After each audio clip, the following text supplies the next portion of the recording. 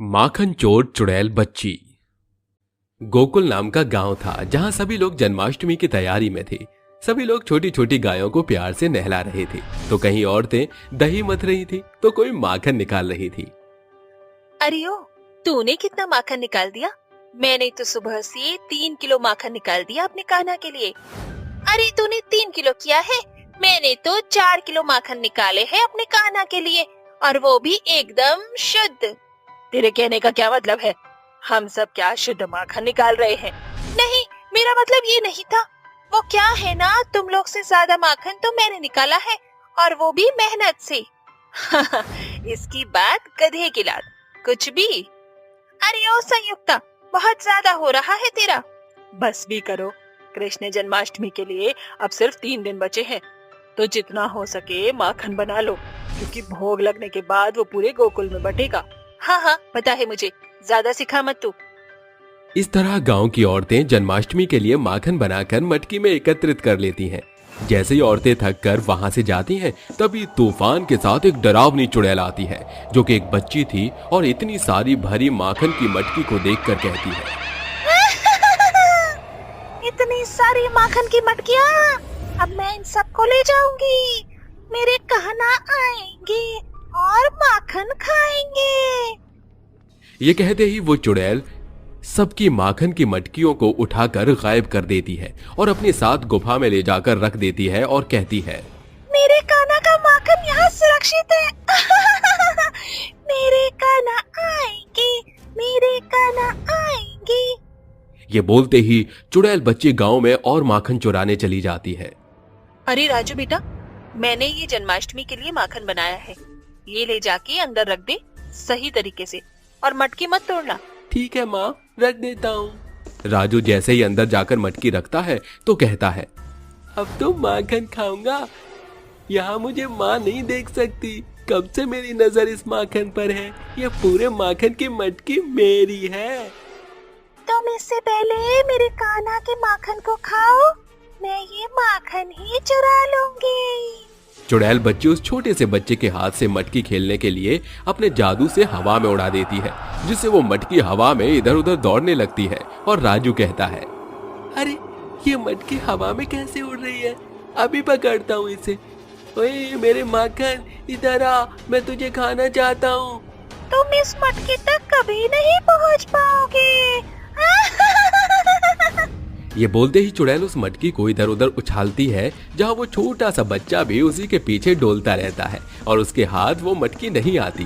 तभी राजू की माँ मोना आती है कि चुड़ैल फिर से उस मटकी को वापस जमीन पर रख देती है।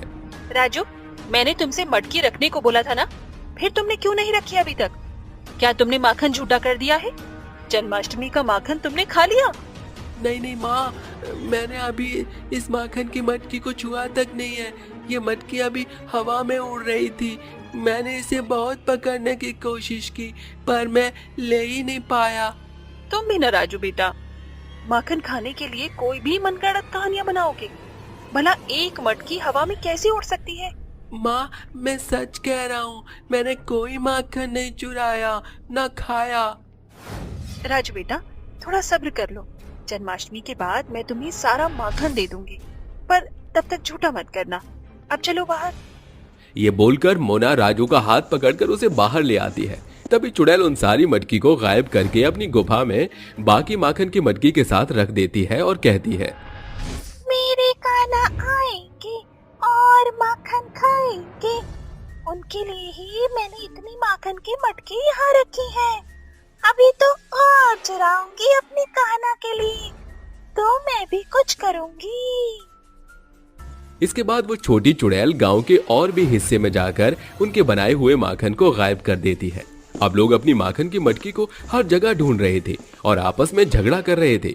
वहीं मनोहारी संयुक्ता को चिल्लाते हुए कहती है, दोनों एक दूसरे को मारने वाले थे कि उनके पति आकर उनको अलग अलग कर देते हैं। संयुक्ता, ये तुम क्या कर रही हो? दोनों पागल हो गई हो क्या बिल्कुल? अरे माखन चुराने का इल्जाम लगा रही है, भला मैं इसका खराब सा माखन क्यों चुराऊंगी? इससे ज्यादा अच्छा माखन तो मैं निकालती हूँ। अच्छा, तुझसे ज्यादा माखन मैंने निकाला था, इसीलिए तूने सारी माखन की मटकियाँ चुराई है। मैं भली भांति जानती हूँ, इसने ही मेरा माखन चुराया है। मैं नहीं बल्कि तूने मेरा माखन चुराया है। अरे गजब हो गया बहनों, गजब हो गया। मेरी मटकी भी गायब है। इतना सारा माखन कौन चुरा गया भला? अरे मेरा बनाया हुआ भी जन्माष्टमी का सारा माखन चोरी हो गया। अब मैं मंदिर में क्या दान करूंगी? अरे हमारा बनाया हुआ माखन भी चोरी हो गया। मुझे तो लगता है जरूर कोई है जो हमारे सारे माखनों को चुरा रहा है। ऐसी बात है तो हमें पता लगाना होगा। अब से सब अपने माखन पर नजर रखेंगे, क्योंकि हो सकता है हम चोर को पकड़ ले। ये कहते ही गांव के लोग चौकन्ना होकर चोर और माखन पर नजर रखते हैं। वहीं एक तरफ वो चुड़ैल बच्ची बड़ी सफाई से एक एक करके माखन की मटकियों को इकट्ठा करती है और गुफा में कहती है, आखिरकार मैंने बहुत सारी मटकियों को चुरा ही लिया। अब तो मैं अपनी कान्हा को माखन खिलाऊंगी। अरे मेरे कान्हा आ गए, जन्माष्टमी पर माखन खाएंगे। उस चुड़ैल बच्ची की ये बात गुफा के बाहर खड़ा नवीन सुन लेता है, जो पूरे गांव में जाकर सबको उस चुड़ैल बच्ची के बारे में सब कुछ बता देता है। तभी सब गांव वाले गुफा में उसके पास आते हैं और सवाल जवाब करने लगते हैं। तुम ही हो ना जिसने गांव के सबके माखन को चुराया है? बताओ क्यों चुराया है तुमने सबके माखन को? हाँ, क्यों चुराया है तुमने सबके माखन को? पता भी है कितनी मेहनत से सबने पूजा करने के लिए बनाया है। अगर जन्माष्टमी में हमने अपने कान्हा को भोग नहीं लगाया तो क्या होगा? देखिए, आप सब मुझे गलत समझ रहे हैं। हाँ, मैंने माखन चुराया है, पर आप सबको तकलीफ देने का मेरा कोई इरादा नहीं है। ये मैंने इसलिए किया था कि अपने कन्हैया लाल को मैं जन्माष्टमी के दिन भोग लगा सकूं। मेरी आखिरी इच्छा पूरी नहीं हो पाई थी। मरने से पहले मैं दही हांडी तोड़कर उन्हें माखन खिलाना चाहती थी, पर तेज बुखार में ही मेरी मृत्यु हो गई और जन्माष्टमी में मैं माखन नहीं खिला पाई। इसीलिए अपनी अधूरी इच्छा को पूरा करने के लिए मैंने आप सबका बनाया हुआ माखन चुरा लिया। उसके लिए प्लीज आप सब मुझे माफ कर दीजिए। अगर ऐसी बात है तो हम तुम्हें कुछ नहीं कहेंगे। कल जन्माष्टमी है, कल रात तक हम वो सारा माखन बना लेंगे मिलकर। क्यों गांव वालों, है ना? हाँ, संयुक्ता तुम बिल्कुल ठीक कहती हो। इस तरह अगले दिन की जन्माष्टमी के लिए सभी लोग मिलकर रात में माखन बनाते हैं।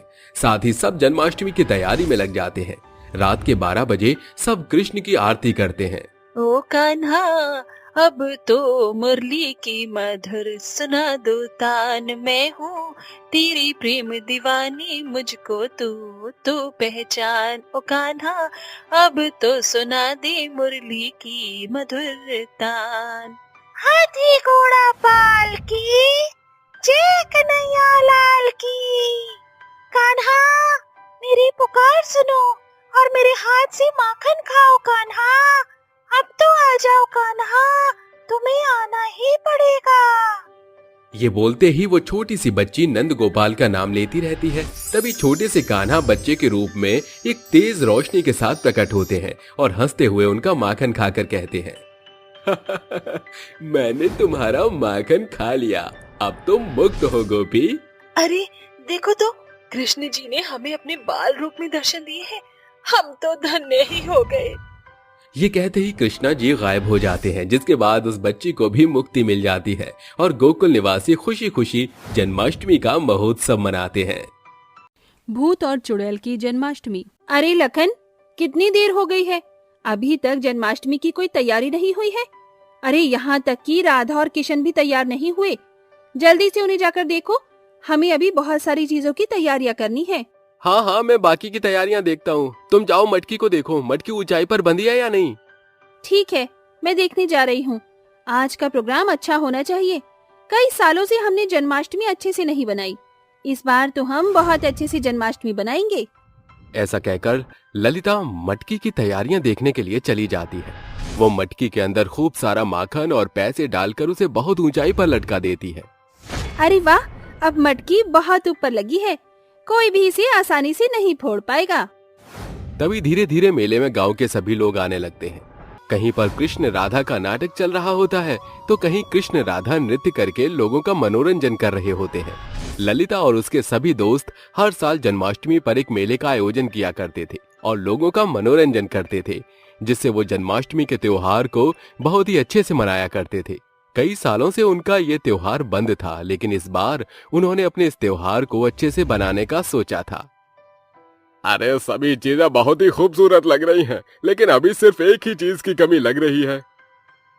अब वो कमी कभी पूरी नहीं हो पाएगी। मैं जानती हूँ तुम क्या कहना चाह रहे हो, मुझे भी उनकी कमी बहुत लग रही है। ऐसा कहकर ललिता अचानक से रोने लगती है। वो मेरे लिए बहुत खास थे। अरे रो क्यों रही हो तुम? जानती हो ना, हम लोग भी उन दोनों को बहुत याद कर रहे हैं। उनके बिना हर चीज अधूरी लगती है। अगर आज वो दोनों होते तो इस मेले में 4 चांद लग जाते। और तुम्हें पता है, मैं दोनों के लिए ही सारी तैयारियां कर लेते हैं। मुझे उन दोनों की बहुत याद आ रही है। उस दिन भी मेला इसी तरह सजा हुआ था। मैं दोनों स्टेज पर परफॉर्म करने ही वाली थी, तभी अचानक से जो धमाका हुआ जिसमें उन दोनों की जान चली गई। दरअसल ललिता और उसके सभी दोस्त मिलकर अपने दोस्त राघव और रागिनी को याद कर रहे होते हैं। हर साल राघव कृष्ण बनता था और रागिनी राधा। दोनों मिलकर मेले में कृष्ण और राधा का बहुत अच्छा नाटक रचाया करते थे। उन दोनों की वजह से पूरे मेले में रौनक बनी रहती थी। तभी उन दोनों को याद करते हुए रोहित कहता है, अगर वो होते तो बहुत मजा आता, लेकिन उस दुर्घटना के दौरान उन दोनों ने हमारा साथ छोड़ दिया। हाँ, तुम सही कहते हो। आज भी मुझे वो दुर्घटना याद है। वो सभी मिलकर रागिनी और राधा को याद कर रहे होते हैं कि तभी आसमान से वो दोनों मरने के बाद भी भूत और चुड़ैल बनकर धरती पर प्रकट हो जाते हैं। देखा तुमने रागिनी, ये लोग हमें आज भी याद करते हैं। हाँ हाँ, तुम सही कहते हो। आखिर ये लोग हमारे सच्चे दोस्त जो हैं। और देखो इन्होंने कितना अच्छा माहौल बनाया है। मेला बिल्कुल पहले की ही तरह खूबसूरत दिख रहा है, लेकिन इन्हें हमारी कमी खल रही है। तो क्यों ना हम इनकी आज ये कमी पूरी कर दें? लेकिन ये कैसे हो सकता है? इन्होंने यहाँ की जन्माष्टमी तो देखी ही है, तो क्यों ना आज हम इन्हें अपने पाताल लोक की जन्माष्टमी दिखाएं। सही कहते हो, लेकिन हम भूत और चुड़ैल हैं। क्या ये हमारे साथ हमारी दुनिया में आ पाएंगे? अरे भूलो मत, ये हमारे जिगरी दोस्त हैं। ये तो हमारे साथ कहीं भी चलने को तैयार हो जाएंगे। ऐसा सोचकर भूत और चुड़ैल तुरंत अपने सभी दोस्तों के सामने प्रकट हो जाते हैं, जिसके बाद वो सभी भूत और चुड़ैल को देखकर अचानक से घबरा जाते हैं। हे भगवान, ये सब क्या है? ये भूत और चुड़ैल कहाँ से आए? साक्षात भूत और चुड़ैल हमारे सामने प्रकट हो गई, वो भी जन्माष्टमी वाले दिन। पिछले जन्म में हमने कोई पाप तो नहीं किए थे। अरे अरे अरे अरे भागो भागो, यहाँ से भागो, नहीं तो ये हमें खा जाएंगे। अरे लेकिन हम भागकर कहाँ जाएंगे? ये तो हमें कहीं भी पकड़ सकते हैं। अरे दिखाई नहीं पड़ता, सामने भूत और चुड़ैल खड़े हैं। अरे जल्दी भागो यहाँ से। तभी सभी अचानक से बहुत ज्यादा डर जाते हैं, जिसके बाद उन्हें देखकर भूत कहता है, डरो मत, हम दोनों तुम्हें कुछ नहीं करेंगे और तुम लोग हमें भूल कैसे सकते हो। मैं राघव हूँ और ये रागिनी।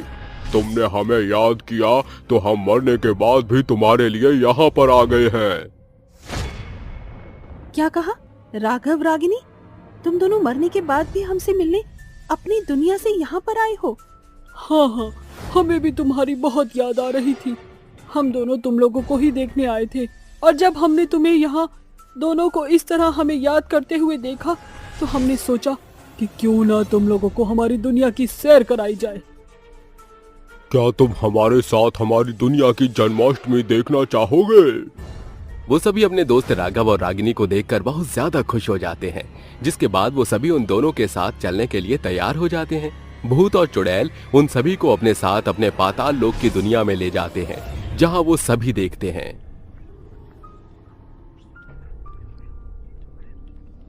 अरे वाह, देखो तो सही, इन भूत और चुड़ैलों ने अपने पाताल लोक को कितना सुंदर सजा रखा है। ये तो हमारी दुनिया से भी बहुत ज्यादा सुंदर दिख रहा है।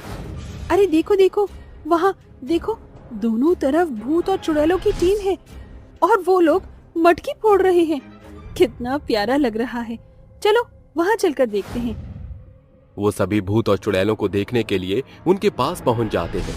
एक तरफ चुड़ैलों की टीम होती है और एक तरफ भूतों की। दोनों तरफ मुकाबला पूरा होता है। तो बताओ रागिनी, इन दोनों टीम में से कौन जीतेगा? अरे राघव, मैं तुम्हें कैसे बता सकती हूँ। ये तो मुकाबले के ऊपर बात है कि चुड़ैल जीतेगी या फिर भूत। हाँ रागिनी, तुम बिल्कुल सही कहती हो। वैसे इन्हें देखकर हमारा भी मन कर रहा है कि हम भी इनके साथ इस गेम को खेलें और जन्माष्टमी का आनंद उठाएं। अरे तो देरी किस बात की है, चलो हम सभी मिलकर भी इनके साथ खेलते हैं। एक तरफ भूतों की टीम में राघव, रोहित और सतवीर हो जाते हैं तो दूसरी तरफ लक्ष्मी और ललिता चुड़ैलों की टीम में हो जाते हैं। दोनों तरफ माखन के मटके तोड़ने का मुकाबला चलने लगता है। जोर लगाकर हईशा। अरे चुड़ैलो, थोड़ी सी जान लगाओ, आज हमें ही जीतना है। अरे भूतो, चाहे कुछ भी हो जाए, इन चुड़ैलों को जीतने नहीं देना है। चलो थोड़ा और दम लगाओ। सभी खुशी खुशी मुकाबला कर रहे होते हैं। कभी भूतों की टीम नीचे गिर जाती है तो कभी सारी चुड़ैलें नीचे गिर जाती हैं। कभी भूत मटकी तक पहुंच पाते तो कभी चुड़ैल मटकी तक पहुंच पाती। देखते ही देखते लक्ष्मी और ललिता दोनों मिलकर चुड़ैलों के साथ मटकी तक पहुंच जाती हैं और वो दोनों मटकी को फोड़ देती हैं। जिसके बाद उस मटकी के अंदर से माखन के साथ साथ सोने के सिक्के भी निकलने लगते हैं। वो सभी सिक्के चुड़ैल ललिता और लक्ष्मी को दे देती हैं। जिसके बाद ललिता और लक्ष्मी बहुत खुश होते हैं। अरे रागिनी, तुम्हारे यहाँ भूत और चुड़ैलों की दुनिया में तो जन्माष्टमी का त्योहार बहुत ही अच्छी तरीके से मनाया जाता है। मैं नहीं जानती थी कि तुम लोग यहाँ पर भी इस त्योहार को अच्छे से मना रहे हो। पता है, हम तुम दोनों को बहुत याद करते हैं। तुम्हारे मरने के बाद हमने कई साल तक हमारे गांव में जन्माष्टमी का त्योहार भी नहीं बनाया था। उस धमाके ने हम दोनों की जान ले ली, लेकिन मेरी बात मानो, जो हुआ उसे भूल जाओ और हर साल जन्माष्टमी के त्योहार को अच्छे से मनाया करो, क्योंकि हम भी यहाँ जन्माष्टमी के त्योहार को बहुत अच्छे से मनाते हैं। तुम हमें जब भी याद करोगे, हम तुम्हारे पास आ जाएंगे। आज का दिन तो हमारा बहुत अच्छा गया। मैंने सोचा भी नहीं था कि तुम सभी के साथ मिलकर इतना सारा एंजॉय करूंगा और फिर अपने भूतिया राधा और कृष्ण को भी देख पाऊंगा। अरे अगली बार जब तुम जन्माष्टमी का त्योहार बनाओगे तो हम भूतिया राधा और कृष्णा का रोल करेंगे। देखना, ये अभी तक का सबसे अद्भुत नाटक होगा जिसमें हकीकत के साथ सब कुछ होगा। वैसे अब तुम लोगों के जाने का समय हो गया है, चलो हम तुम्हें तुम्हारी दुनिया में ले चलते हैं।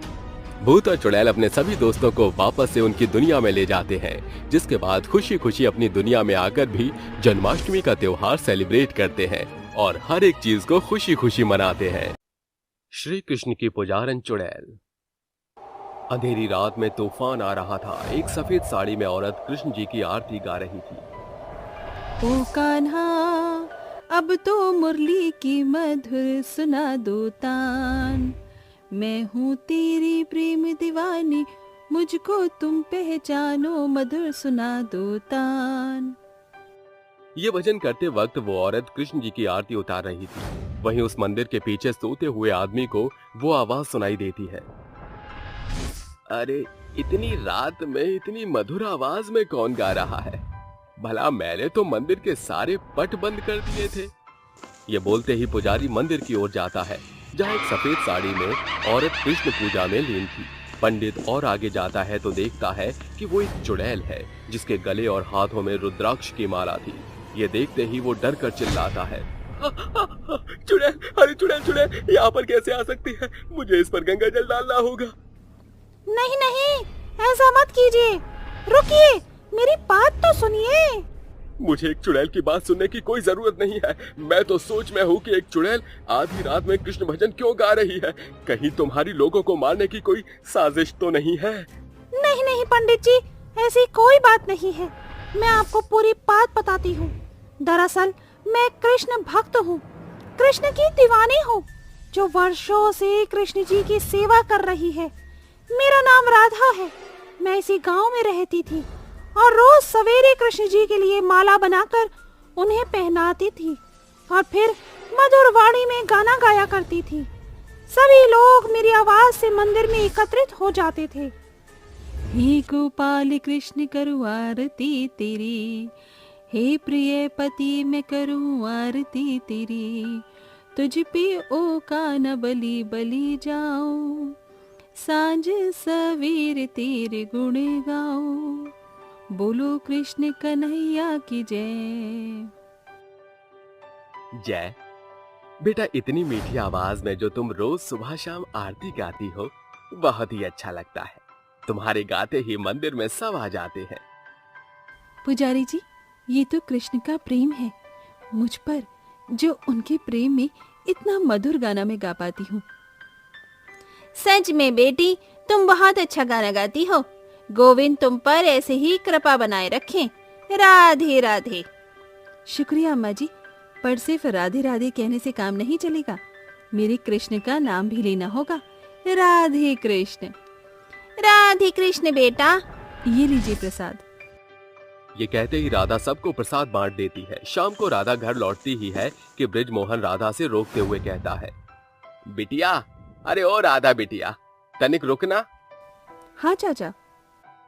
अरे बिटिया, परसों जन्माष्टमी है, तो क्या तुम गोपाल को सजा दोगी उस दिन? और हाँ, तुम्हारी मीठी आवाज में गाना भी सुनना है। ब्रजमोहन चाचा, आप कैसी बातें करते हैं? भला मैं अपने कान्हा के किसी काम को मना कर सकती हूँ? और वो भी उस दिन जिस दिन उनका जन्म होगा। मैं आ जाऊंगी। मैं जानता था बेटी, तुम जरूर आओगी। 2 दिन बाद जन्माष्टमी का महोत्सव होता है। हर जगह जन्माष्टमी की चहल पहल होती है, मेले लगे होते हैं। जहाँ कृष्ण मंदिर में कृष्ण को बहुत अच्छे से सजाया हुआ था। मंदिर के बाहर मटकी फोड़ने की कार्यक्रम था, जिसमें मटकी तोड़ने वाली टीम आती ही नहीं है। तभी ब्रिजमोहन कहते हैं, अरे राधा, कुछ तो करो, बाहर से मटकी तोड़ने वाली टीम आ ही नहीं रही है। मटकी तोड़ने का कार्यक्रम कैसे होगा? चाचा, मुझ पर भरोसा रखिए, इस मटकी को अब मैं तोड़ूंगी। गो गो गो गोविंदा। चांदी की डाल पर सोने का मोर, सोने का मोर, ताक छाक ताक करे नीचे का चोर। ये गाते हुए वो आसपास के लोगों को घेरा बनाने के लिए कहती है, जिनकी मदद से वो उन पर चढ़कर मटकी फोड़ देती है और सभी लोग ताली बजाकर उसका प्रोत्साहन करते हैं। अरे वाह बिटिया, तुमने तो बहुत अच्छे से दही हांडी फोड़ दी। मेरा सपना था पुजारी जी कि एक दिन मैं भी दही हांडी फोड़ूं, और आज वो मौका मुझे खुद मिल गया। तो इसी बात पर कहिए राधे कृष्णा। राधे कृष्णा बेटा, तुमने बहुत अच्छे से हांडी तोड़ी। तुमने मेरी बात का मान रखा, उसके लिए बहुत बहुत शुक्रिया। चाचा, आप मुझे कितनी बार शुक्रिया करेंगे? अपने कृष्ण के लिए मैं कुछ भी कर सकती हूँ। ये तो सिर्फ दही हांडी फोड़नी थी। जय श्री कृष्णा चाचा, मैं भोग की तैयारी करती हूँ। ठीक है बेटा। ये कहकर राधा कृष्ण के भोग को तैयार कर लेती है, फिर उसी मंदिर में उन्हें अच्छे से सजा देती है। रात में जन्म के वक्त वो उनको झूला झुलाकर उनके लिए आरती गाती है। अच्युतम केशवम कृष्ण दामोदरम राम नारायणम जानकी वल्लभम।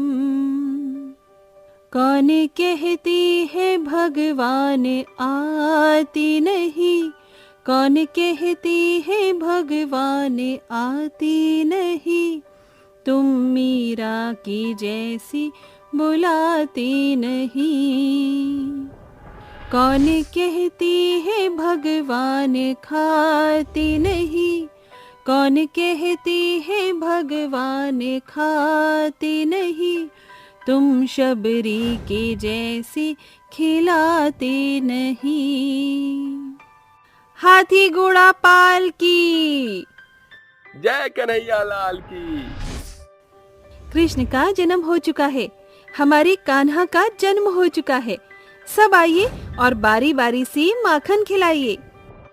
तुम कृष्ण की सबसे बड़ी भक्त हो, जो दिन रात इस मंदिर में उनकी पूजा और सेवा करती हो। तो सबसे पहले तुम ही उन्हें माखन खिलाओ। हाँ हाँ, तुम ही माखन खिलाओ। ठीक है, आप सब इतना कह रहे हैं तो मैं ही कृष्ण को माखन खिलाती हूँ। ये कहते ही वो कृष्ण को माखन खिलाती है। सब धूमधाम से कृष्ण जन्माष्टमी का महोत्सव मनाते हैं। वक्त बीतता है, राधा कृष्ण के मंदिर में बैठी बैठी वो सेवा करती, उन्हें समय पर भोग लगाती और भजन कीर्तन किया करती थी। मंदिर के बाहर भीड़ लगी हुई थी और वहाँ एक बड़ी मशीन मंदिर को तोड़ने जा रही थी। राधा जैसे ही आती है, उस भीड़ को देखकर बोलती है, ये इतने सारे लोग क्यों हैं यहाँ पर, और ये जेसीबी की मशीन इधर क्यों है? अरे राधा बिटिया, अच्छा हुआ तू यहाँ पर आ गई। अरे देखो ना, ये मंदिर को तोड़ने वाले हैं। ये कहते हैं कि सरकार इस मंदिर को तोड़कर यहाँ पार्क बनाना चाहती है, इसलिए ये इस मंदिर को तोड़ देंगे। ये मंदिर नहीं टूटेगा। आप सुन रहे हैं मेरी बात? आप सब यहाँ से वापस लौट जाइए। ये मंदिर नहीं टूटेगा। इस मंदिर से हम सबकी बहुत आस्था जुड़ी हुई है और आप इसे तोड़ नहीं सकते। देखिए मैडम, हमारी बात समझिए, ये गवर्नमेंट का ऑर्डर है, हमें इस मंदिर को तोड़ना ही पड़ेगा। ठीक है, फिर आप भी यही हैं और मैं भी यही हूँ। देखती हूँ इस मंदिर को आप कैसे तोड़ते हैं। इसे तोड़ने से पहले आपको मेरी लाश पर से गुजरना होगा। मैडम हमारी बात को समझिए, वरना अंजाम बुरा होगा। कान्हा, ये जिंदगी तुमने ही दी है और तुम ही पर लौटा दूंगी। ये मैंने वचन लिया है। मैं इस मंदिर को तोड़ने नहीं दूंगी। यदि इसमें मेरी जान भी चली जाए तो मुझे कोई गम नहीं। जय श्री कृष्णा। ये बोलकर राधा मंदिर को बचाने के लिए अपनी दोनों बाहें फैलाए जेसीबी के आगे खड़ी हो जाती है। जहाँ एक तरफ टस से मस वो नहीं होती, वहीं सरकारी अधिकारी भी मानते नहीं हैं और वो मंदिर को तोड़ने लगते हैं कि बीच में राधा आ जाती है, जिससे उसकी मृत्यु हो जाती है। तभी वो एक चुड़ैल बनकर कहती है, मेरी सेवा और आस्था के बाद भी मैं नाकाम हो गई और ये मंदिर टूट गया। बचपन से मैं यहाँ अपने कृष्ण की भक्ति करती आई हूँ। ये जगह ना सही तो कहीं और ही सही, लेकिन मैं अपने कृष्ण की भक्ति करना कभी नहीं छोड़ूंगी, चाहे उसके लिए मुझे किसी और मंदिर में ही क्यों ना जाना पड़े। चुड़ैल की कहानी सुनते हुए पुजारी को रात से सुबह हो जाती है, जहाँ कोयल कू कू कर रही थी। और उस दिन के बाद से पंडित जी मैं यहाँ पर आ गई। मैंने सोचा मैं कृष्ण की भक्ति यहीं पर किया करूंगी। तुम तो सच में कृष्ण के मीरा की जैसी हो, उसी की तरह भक्ति करती हो। मुझे माफ कर देना बेटी, पर अब की बार मैं तुम्हें पूजा करने से नहीं रोकूंगा। तुम तो एक पवित्र आत्मा हो जो कभी भी किसी भी मंदिर में आ जा सकती हो। जी पुजारी जी। दोनों को बात करते हुए एक पति पत्नी का जोड़ा देख लेता है और कहता है, अरे पंडित जी, ये मैं सुबह सुबह क्या देख रहा हूँ?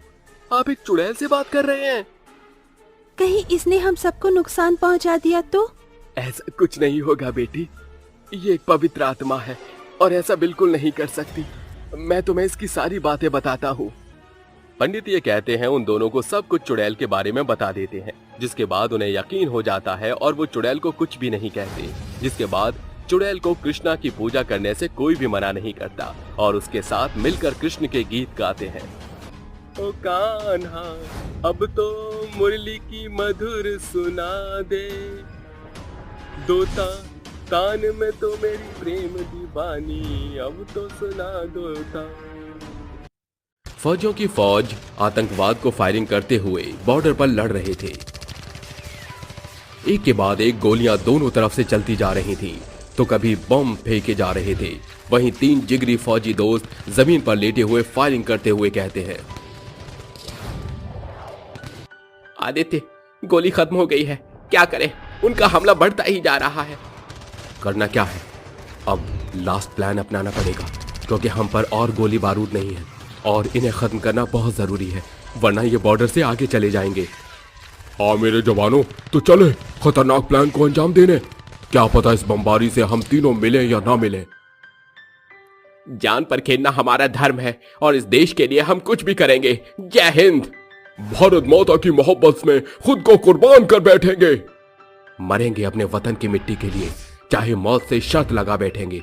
मेरे 1 2 3 कहने पर ही हम तीनों खड़े होकर फायरिंग करते हुए चलेंगे और आखिर में बम फेंक देंगे। ठीक है।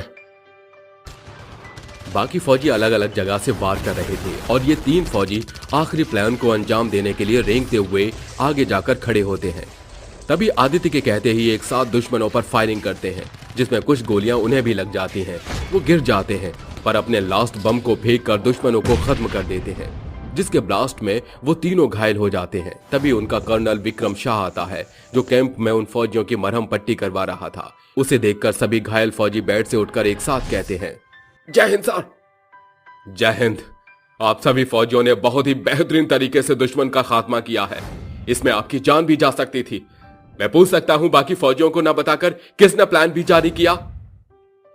सर, मैंने किया, हम तीनों ने मिलकर, क्योंकि दुश्मनों को मारने का हम पर कोई चारा नहीं बचा था। हमारे अधिकतर फौजी घायल हो चुके थे। आदित्य, तुम जानते हो ना यह कितना रिस्की था।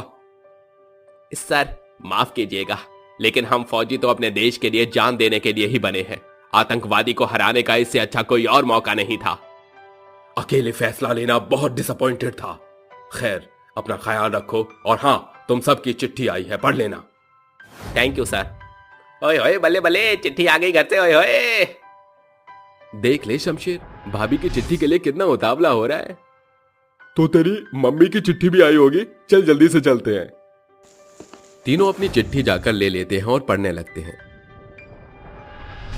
भैया, तुम कब आओगे? मुझे तुम्हारी बहुत याद आ रही है। 1 बरस हो गया तुमसे मिले हुए। अब कम से कम इस रक्षाबंधन पर तो आ जाओ, ताकि तुम्हारी बहन तुम्हारे हाथों में राखी बांध सके और तुम्हारा प्यार पा सके। तुम्हारी नटखट बहन अनीता। आऊंगा मेरी बहन, अरे जरूर आऊंगा, लेकिन 15 अगस्त पर, क्योंकि छुट्टी नहीं मिलेगी उससे पहले। क्यों रे नालायक, तुझे अपनी इकलौती माँ की जरा भी याद नहीं आती? अब तो बेटा मेरे पास आ जा। जी चाहता है अपने कलेजे के टुकड़े को कलेजे से लगा लूं। 4 साल हो गए तेरी राह देखते देखते। अब जल्दी आ जा, कहीं मैं ही तुझे छोड़कर चली न जाऊं। माँ, माँ रो मत। माँ, इस बार मैं जरूर आऊंगा और तुम्हें सीने से भी लगाऊंगा। अजी, आपकी बहुत याद आती है। मुझसे शादी करने के 2 महीने के बाद ही चले गए थे। अब जल्दी से आ जाइए, आपका मुन्ना आपको बुला रहा है। कल ही शाम को हुआ है, आपका ही नाम रखा है उसका, छोटू जोरावर सिंह। माँ जी भी आपकी बहुत याद करती हैं, और ये 9 महीने आपके बिना कैसे कटे हैं ये मैं बता भी नहीं सकती। आई लव यू, आपकी प्यारी Patralekha. I love you too Patralekha. मैं आऊंगा अपने छोटू जोरावर से मिलने। ए शमशेरा, ए आदित्य, देख मेरा बेटा हुआ है। तुम सब चाचू बन गए हो। ओए होए यारा, मजा आ गया। अब तो तू हम सबको पार्टी देगा। ओए, कांग्रेचुलेशंस जोरावर। शुक्रिया दोस्तों। वैसे तुम दोनों की चिट्ठी में क्या आया है? मुझे तो मेरी बहन रक्षाबंधन पर बुला रही है। रोना ही आ गया उस पागल की बात सुनकर। और मुझे माँ बुला रही है, बहुत याद करके रो रही है। सर से बात करना, कुछ नहीं तो 4 दिन की छुट्टी मांग ले। ठीक है, मैं कर्नल सर से बात करता हूँ। वहीं शाम को खाना खाने के बाद भी बार बार फौजी अपनी चिट्ठी पढ़ने लगते हैं और गाते हुए कहते हैं, संदेशे आते हैं हमें तड़पाते हैं, जो चिट्ठी आती है वो पूछे जाते हैं कि घर कब आओगे, लिखो कब आओगे, कि तुम बिन ये घर सूना सूना है। तीनों फौजियों को घर जाने की अनुमति मिल जाती है और ट्रेन में बैठकर वो कहते हैं, ओए शमशेरा, लग नहीं रहा कि हमें छुट्टी मिल गई है और हम अपने घर जा रहे हैं। हाँ यार, यहाँ से जाने के बाद हम घर वालों के लिए सामान खरीदेंगे। हाँ भाई, उसके बाद मेरे घर में आना अपने भतीजे को आशीर्वाद देने। जरूर यारा, जरूर। तभी कोई आदमी उनकी सीट पर जबरदस्ती बैठने की कोशिश करता है, पर जैसे ही उसे उन फौजियों के बारे में पता चलता है तो सीट छोड़ देता है। तो जोरावर कहता है, अरे कोई बात नहीं, आप बैठ जाइए, एक सीट खाली है। अरे नहीं नहीं सर, आप हमारे लिए अपना घर छोड़कर बॉर्डर पर जाते हैं। मैं ये सीट तो आपके लिए छोड़ ही सकता हूँ, मैं दूसरी जगह बैठ जाऊंगा। ये कहते ही वो आदमी कहीं और बैठ जाता है। तीनों फौजी हंसी खुशी बात करते हुए सफर तय करते हैं कि कुछ दूर जाकर ट्रेन पटरी से उतर जाती है, जिसमें सभी की मौत हो जाती है। लेकिन तीनों जवान उठते हैं और कहते हैं, हे भगवान, ये क्या, सारे पैसेंजर्स मारे गए, हमें इन्फॉर्म करना चाहिए। बिल्कुल बिल्कुल। तीनों फौजी रेलवे स्टाफ के पास जाकर बुलाने की कोशिश करते हैं, लेकिन वो भीड़ देखकर एम्बुलेंस बुलाता है और लोगों की मदद करते हैं। भगवान का लाख लाख शुक्र है हम बच गए। हमारे परिवार वाले भी हमारी राह देख रहे हैं। चल जल्दी से उनके पास चलते हैं। ये बोलते ही तीनों अपने अपने परिवार के पास लौट जाते हैं, जहां जोरावर अपने घर में जाकर आवाज लगाता है, माँ, पत्रलेखा, मैं आ गया, देखो अपने बच्चे के लिए क्या लाया हूं। अरे यहाँ तो कोई भी नहीं है, छत पर होंगे जरूर। जोरावर हर जगह देखता है पर वहां कोई भी नहीं होता। काफी देर बाद दोनों फौजी उसके घर आकर कहते हैं, अरे जोरावर, माची और भाभी कहाँ हैं? उनसे ही मिल लूं। मतलब तेरे घर वाले भी घर पर नहीं हैं? नहीं यार, हम दोनों के घर वाले नहीं हैं, तो हमने सोचा तेरे घर ही आ जाए। अरे सबके घर वाले कहाँ गए? हम इतने दिन बाद आए हैं और कोई नहीं है, कुछ तो गड़बड़ है। चलो ढूंढते हैं। तीनों नौजवान फौजी ढूंढने लगते हैं। तभी वो आगे जाकर देखते हैं एक बहुत बड़ी तादाद में भीड़ लगी है, जहां फौजियों को सभी शहादत दे रहे थे। तभी तीनों उन शहीद फौजियों को सलामी देते हुए कहते हैं, लगता है हमारी तरह कोई फौजी है जो शहीद हुआ है। जय हिंद। जय हिंद। चलो उन्हें ही सलामी दे दे पहले, जरूर हमारे देश के लिए अपनी जान दी होगी। तीनों जैसे ही वहां जाते हैं तो देखते हैं तिरंगे से ढके 3 ताबूत थे, जिनके आसपास उन तीनों फौजियों के ही घर वाले थे, जो फूट फूट कर रो रहे थे। तीनों को कुछ समझ नहीं आता। अरे ये मेरी बहन किसके लिए रो रही है? हाँ, मेरी बीवी बहुत रो रही है। आखिर कौन है? क्यों क्यों क्यों चले गए आप मुझे छोड़कर? हमारे बच्चे की परवरिश तो हमें साथ में करनी थी ना। मैं कैसे रहूंगी आपके बिना? पत्रलेखा, ये तुम क्या कर रही हो? मैं तो यहाँ पर हूँ, देखो बिल्कुल ठीक हूँ और जिंदा हूँ। पत्रलेखा, मेरा बेटा आदित्य, मैंने तुझसे ये थोड़ी कहा था कि तू मुझसे ऐसे मिल। अरे तेरी माँ कैसे जिएगी तेरे बिना आदित्य? वापस आ जा। ये मुझे तो कुछ समझ नहीं आ रहा। किसके लिए रो रहे हैं हमारे घर वाले? हम तो यहाँ हैं ना। तभी हवा का तेज झोंका उन तीनों की लाश पर से तिरंगा हटा देता है।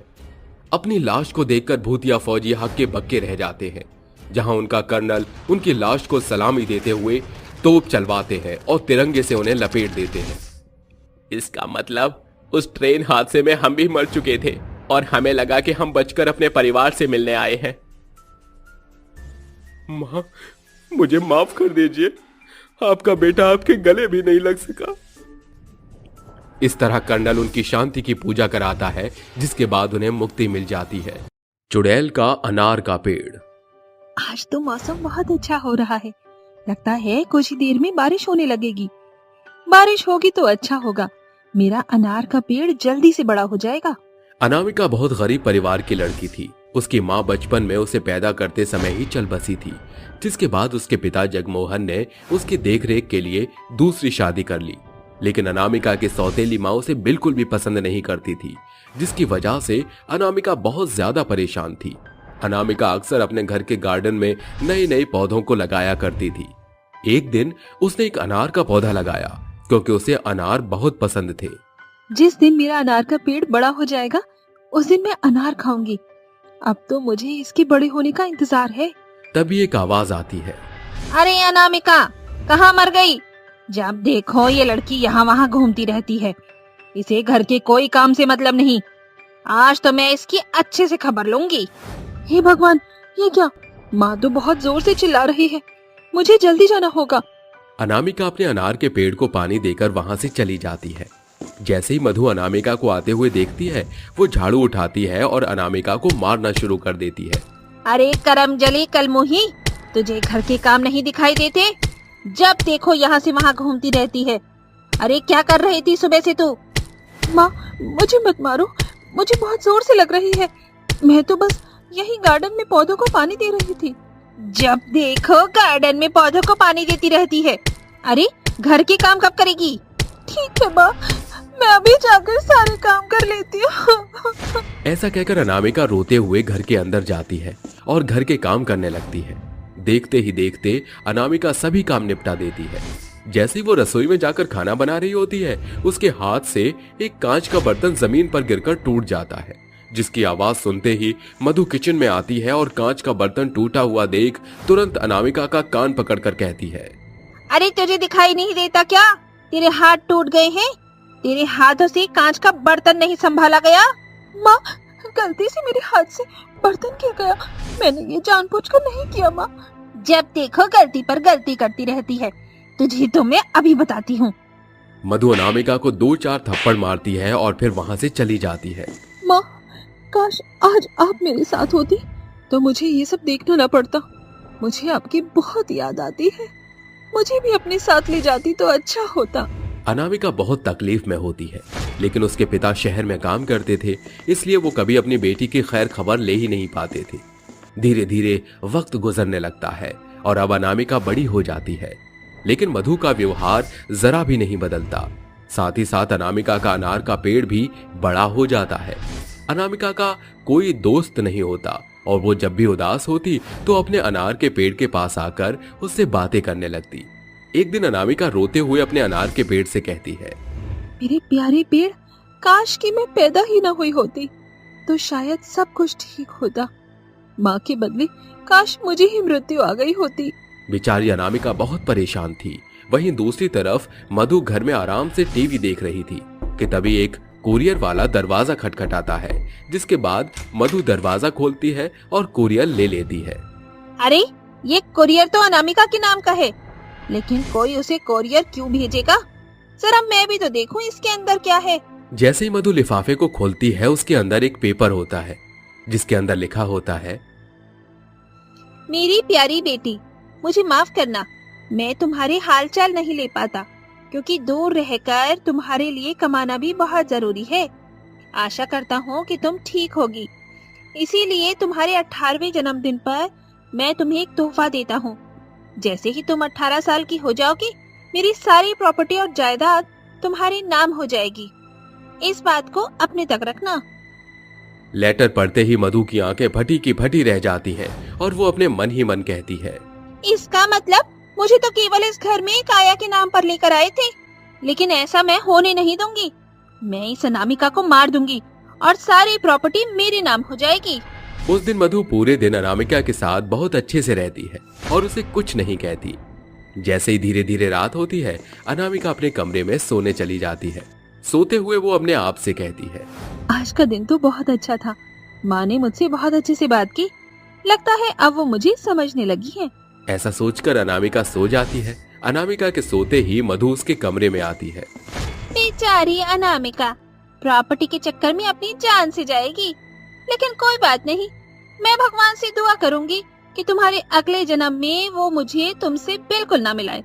ऐसा कहकर मधु तकिए से अनामिका का मुंह दबा देती है और उसे जान से मार देती है, जिसके बाद वो उसकी लाश को उसके अनार के पेड़ के पास दफना देती है। ये हुई ना बात, अब सारी प्रॉपर्टी मेरी हुई।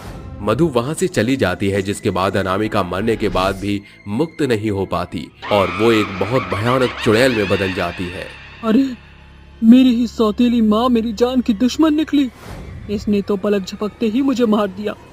पहली बार इनका अच्छा व्यवहार देखकर मैं बहुत खुश हुई थी, लेकिन इसके अच्छे व्यवहार के पीछे इतना बड़ा कारण होगा मैंने ये कभी नहीं सोचा था। लेकिन अब मैं इसे नहीं छोड़ूंगी और इसे तड़पा तड़पा कर मारूंगी। उस दिन के बाद से चुड़ैल अपने अनार के पेड़ पर रहना शुरू कर देती है। अनामिका का अनार का पेड़ काफी बड़ा था और उस पेड़ पर उसने एक झूला भी लगा रखा था। एक दिन मधु पानी पीने के लिए अपनी रसोई में जाती है। जैसे वो पानी पीती है, उसे खिड़की के बाहर अनार के पेड़ का झूला अपने आप हिलता हुआ दिखाई देता है। अरे ये क्या, ये झूला ऐसे ही हिल रहा है? कहीं कोई मेरे घर में घुस तो नहीं आया? एक बार बाहर जाकर देखती हूँ। मधु जैसे ही अनार के पेड़ के झूले के पास आती है, वो झूला अपने आप रुक जाता है। तभी अनार के पेड़ से अनार नीचे गिरने लगते हैं। अरे वाह, क्या बात है, कितने लाल लाल अनार हैं। बेचारी अनामिका तो चली गई, लेकिन उसका लगाया हुआ अनार का पेड़ यहीं रह गया। लेकिन कोई बात नहीं, अब मैं इसका फायदा उठाऊंगी। ऐसा सोचकर मधु अनार उठाती है और खाने के लिए ले जाती है। जैसे वो रसोई में जाकर अनार काटती है, अनार के अंदर से खून निकलने लगता है, जिसे देखते ही मधु बहुत ज्यादा डर जाती है। ये सब क्या है? इस अनार के अंदर से खून कैसे निकल सकता है? तभी उसके घर में एक भयानक आवाज गूंजने लगती है। अगर तू मेरे अनार के पेड़ के अनार खाएगी तो हर एक अनार के अंदर से ऐसे ही खून निकलेगा। मधु बहुत ज्यादा डर जाती है, जिसके बाद वो रसोई से भागते हुए सीधा अपने कमरे में जाकर बिस्तर पर लेट जाती है। ये सब क्या हो रहा है? मुझे तो कुछ समझ नहीं आ रहा। अब मैं क्या करूं? ऊपर वाले मेरी रक्षा कर। मधु अपनी आंखें बंद करती है और सो जाती है। अगले दिन जैसे ही सवेरा होता है, मधु सबसे पहले एक पंडित के पास जाती है और उन्हें सब बता देती है, जिसके बाद पंडित उसके साथ उसके घर आ जाते हैं और घर के चारों कोने में पवित्र गंगा जल छिड़क कर घर का शुद्धिकरण करते हैं। तभी उन्हें कुछ महसूस होता है। क्या तुम्हारे घर के आसपास अनार का पेड़ है? हाँ हाँ, मेरे घर के गार्डन में एक अनार का पेड़ है जो मेरी सौतेली बेटी ने लगाया था। पंडित तुरंत अनार के पेड़ के पास जाता है और अपने मन में एक मंत्र का जाप करता है। ओम भूर्भुवः स्वः तत्सवितुर्वरेण्यं भर्गो देवस्य धीमहि धियो यो नः प्रचोदयात्। पंडित के मंत्र पढ़ते ही चुड़ैल पेड़ के अंदर से बाहर निकलती है और पंडित से कहती है, क्यों रे पंडित, तुझे अपनी जान प्यारी नहीं है क्या, जो अपनी मौत को दावत देने के लिए यहाँ चला आया? देख चुड़ैल, तू इस पेड़ पर क्या कर रही है? तू मर चुकी है, इसलिए अब इस अनार के पेड़ को छोड़कर चली जा। मैं कहीं नहीं जाऊंगी, जब तक मैं इस मधु को नहीं मार देती मैं यहाँ से कहीं नहीं जाऊंगी। लेकिन तुझे इस औरत से क्या दुश्मनी है जो तू इसे मारना चाहती है? चुड़ैल पंडित को अपने साथ हुए अत्याचारों के बारे में बताती है, जिसे सुनकर पंडित को बहुत अफसोस होता है। वहीं दूसरी तरफ मधु को भी अपनी गलती का पछतावा होने लगता है और वो तुरंत चुड़ैल से कहती है, मुझे अपनी गलती का बहुत पछतावा हो रहा है, मुझे माफ कर दो बेटी, मुझे तुम्हारी प्रॉपर्टी नहीं चाहिए। मैं अपनी गलती का पछतावा करने के लिए कहीं दूर चली जाऊंगी। देखो, अब तो इस औरत को अपनी गलती का पछतावा है, इसलिए इसे माफ करो और यहाँ से चले जाओ। पंडित के समझाने पर चुड़ैल उसकी बात मान लेती है और अनार के पेड़ को छोड़कर वहाँ से हमेशा के लिए चली जाती है।